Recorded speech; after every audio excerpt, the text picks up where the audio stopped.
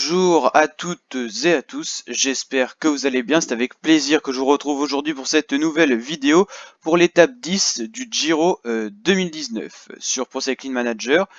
Donc si vous n'avez pas vu les précédentes étapes, vous pouvez les consulter dans la playlist Giro 2019 sur Pro Cycling Manager.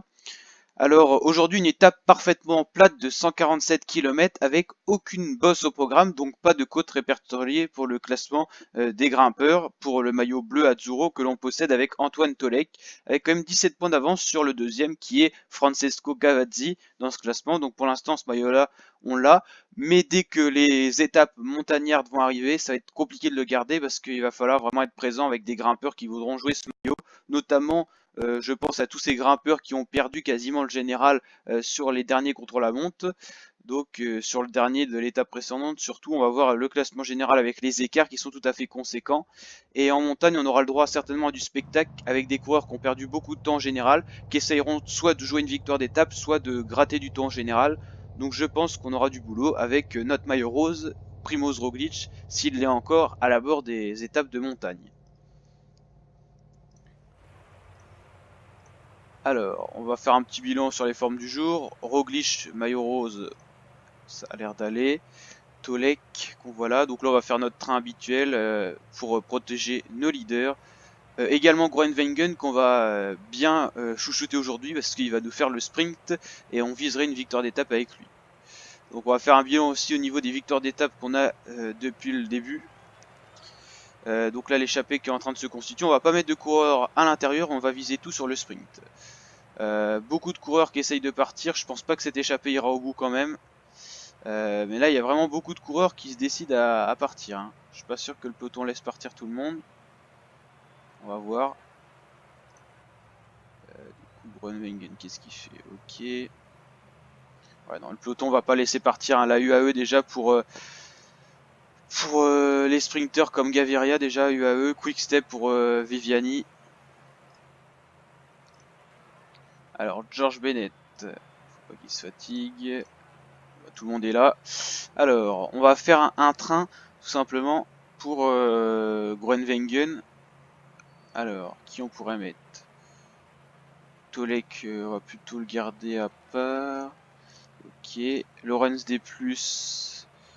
Avant ou après Tony Martin? Avant, normalement. Après, donc Groenewegen. Voilà, le train de Groenewegen, c'est Geizik de plus Martin, c'est pas ouf. Hein. Au niveau du sprint, on n'a pas des coureurs qui sprintent, mais qui roulent bien, donc on privilégie ça. George Bennett, 17ème au général à 7 minutes. Lui, il a perdu totalement le général. Donc, pour lui, on ne le gardera plus en leader. Ça sera un équipier maintenant, George Bennett. Kruijswijk, ça a l'air d'aller. 6ème au général, c'est pas si mal que ça. Et Tolek, c'est pour la montagne. Oui, ça roule fort. Hein. Et puis, du coup, il n'y a plus que 2 coureurs en tête. Ballerini qui est en train de se faire rattraper. Aucune équipe veut laisser partir une échappée trop conséquente parce que on sait qu'aujourd'hui ça sera un sprint massif, c'est quasiment sûr. Il n'y a pas énormément de vent, peut-être pas de coups de bordure, on en a eu dans les précédentes étapes, c'est toujours spécial à voir les coups de bordure et ça peut vraiment animer une étape, ça peut faire perdre un tour aussi à un leader. Le classement général, on va le voir. Alors il y a eu vraiment beaucoup d'écart de creuset avec le dernier contre-la-montre de 30 km. Hein. Roglic, il a 1 minute d'avance déjà sur Chris Froome le deuxième.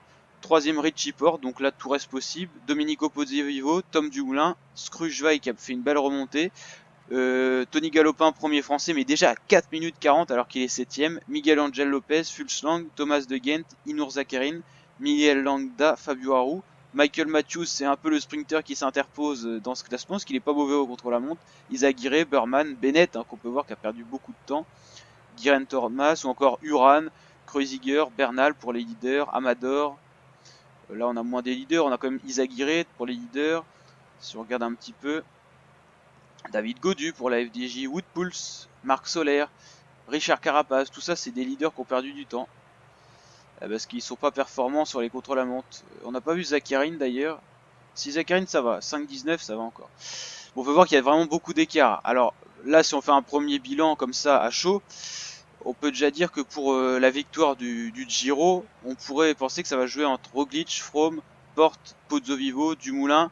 Aller jusqu'à Kruijswijk à 4 minutes, ça va encore. Après, ça va être compliqué. Hein. Mais après, voilà, tous ces coureurs-là qui sont à partir de la 7ème position, ils ont pas mal de retard. Donc ils vont essayer quoi en montagne? Bah, d'attaquer dès le départ de l'étape, de se mettre dans une échappée, de prendre du temps et d'aller chercher le maillot rose. C'est tout à fait possible sur un Giro qu'une étape, enfin c'est toujours un tour assez spectaculaire. Donc tout cela, ils n'ont pas perdu le tour. Va falloir qu'ils jouent fin et qu'ils ne repèrent pas davantage de temps. C'est-à-dire que si en montagne ils perdent 6 minutes, avec déjà 6 minutes de retard, c'est fini. Avec 12 minutes, même s'ils vont dans une échappée, il faudrait qu'ils arrivent 2 fois avec 6 minutes d'avance sur le peloton pour essayer de reprendre le maillot rose. C'est quasiment impossible.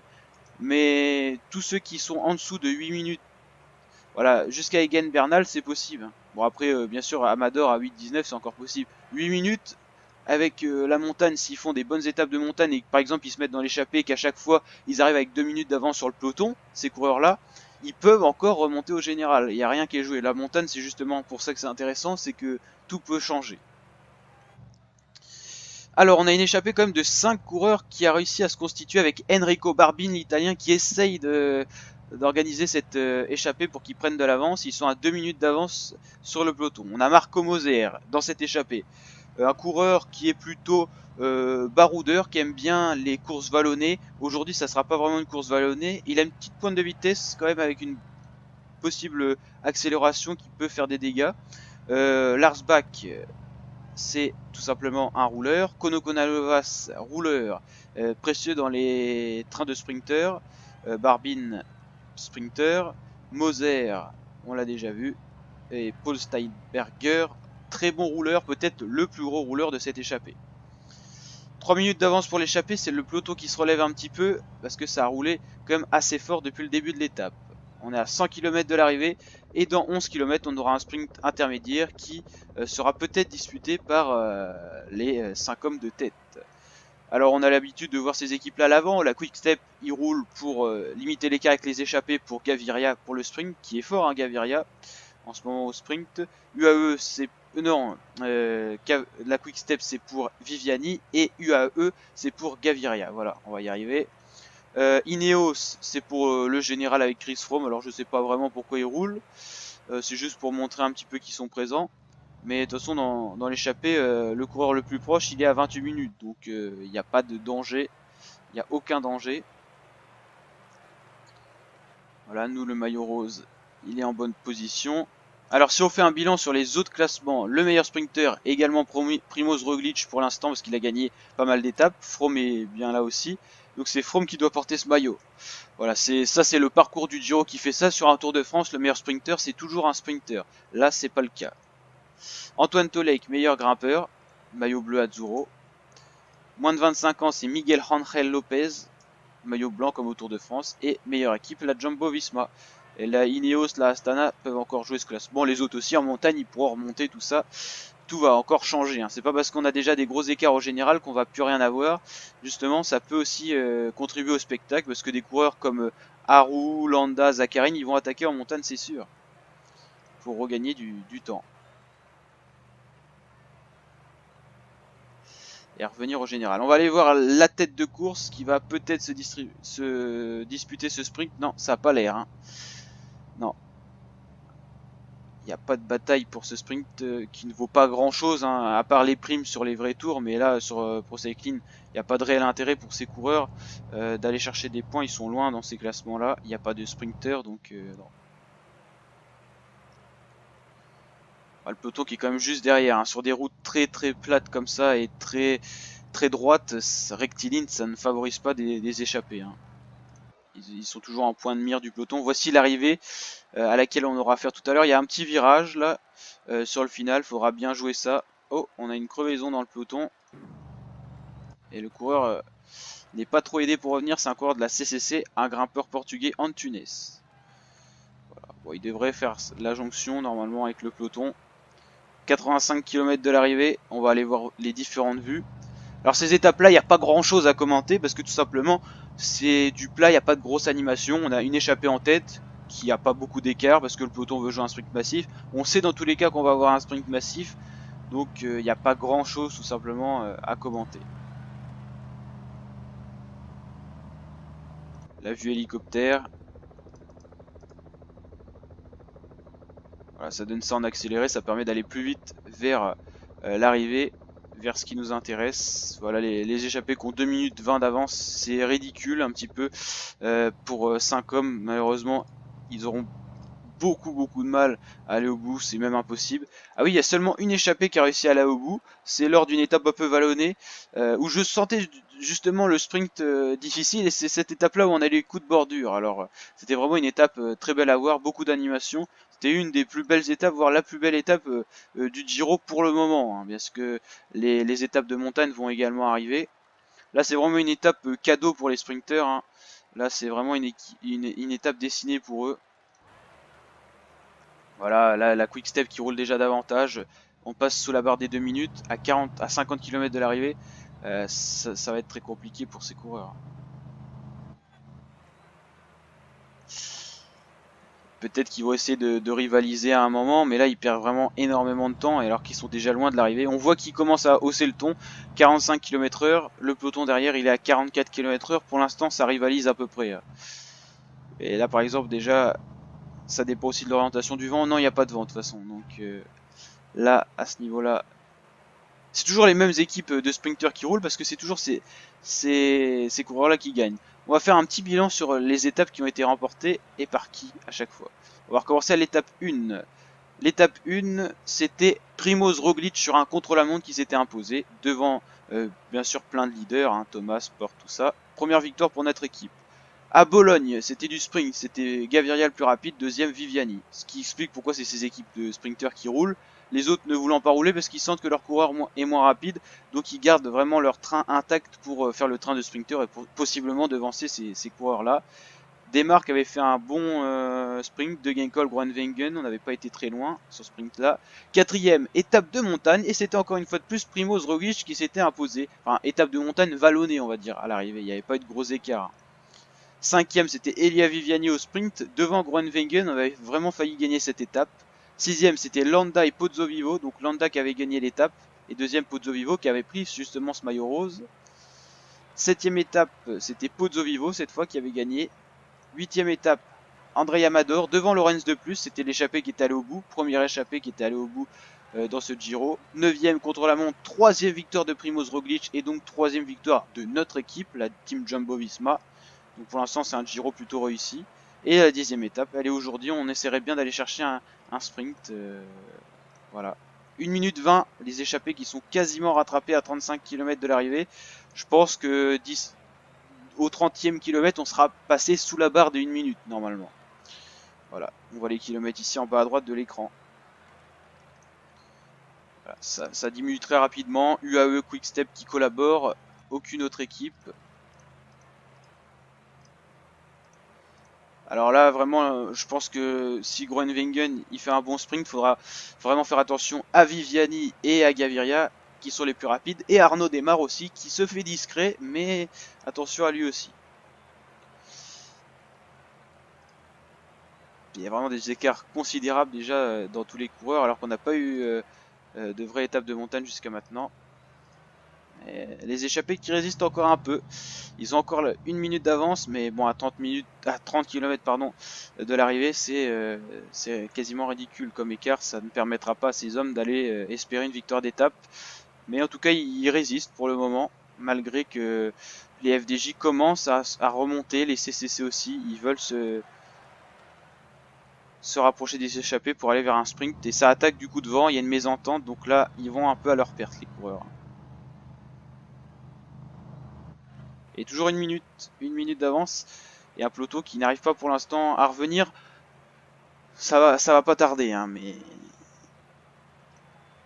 c'est pour ça que si on avait 10 coureurs à l'avant, ça serait plus compliqué encore d'aller les chercher. Pour l'instant, ils résistent bien, faut le souligner, parce que c'est pas facile, et l'écart qui n'a vraiment pas été important toute l'étape, on aurait pu croire que ça diminuerait beaucoup plus vite.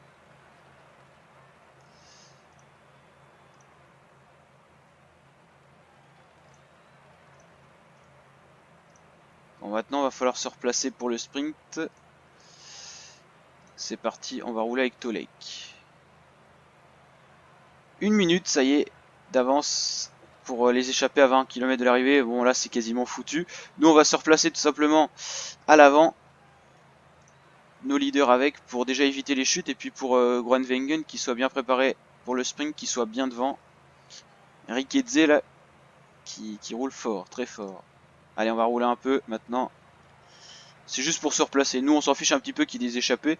Bon, après, on veut quand même jouer la victoire d'étape, donc pour nous, c'est quand même mieux qu'il n'y ait pas d'échappée. Mais de toute façon, à 40 secondes, à 16 km, il n'y a aucune chance qu'ils aillent au bout.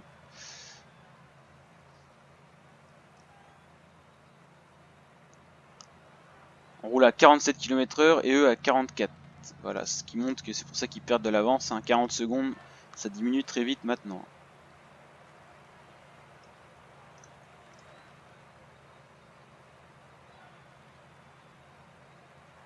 13 km de l'arrivée et toujours l'échappée qui devrait être rattrapée vers le 8e kilomètre avant l'arrivée, normalement.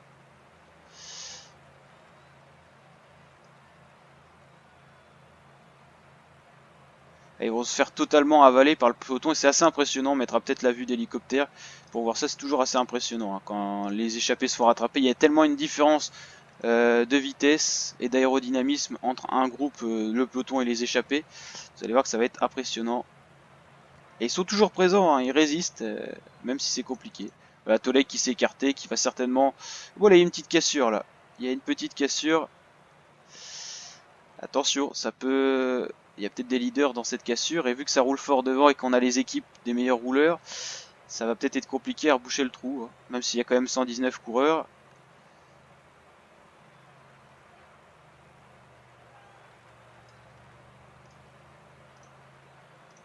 Allez, Lorenz D+, maintenant, c'est fini pour Robert Racing. Ouais, ça a du mal à faire la jonction, c'est compliqué. Hein. Même si là, on voit moins l'écart. Allez, Lorenz de plus, là, faut qu'il leur mette une petite accélération.